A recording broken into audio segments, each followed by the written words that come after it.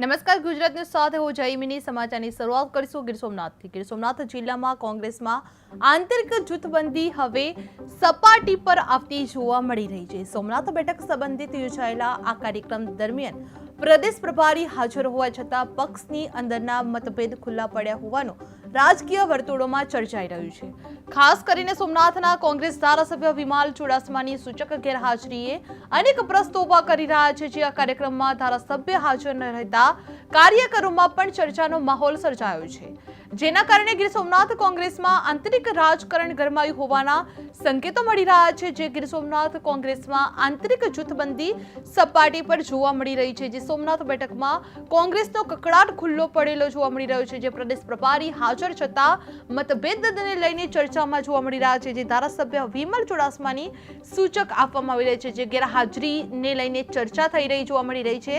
જે ગીર સોમનાથ કોંગ્રેસમાં રાજકીય તણાવ વધેલો જોવા મળી રહ્યો છે.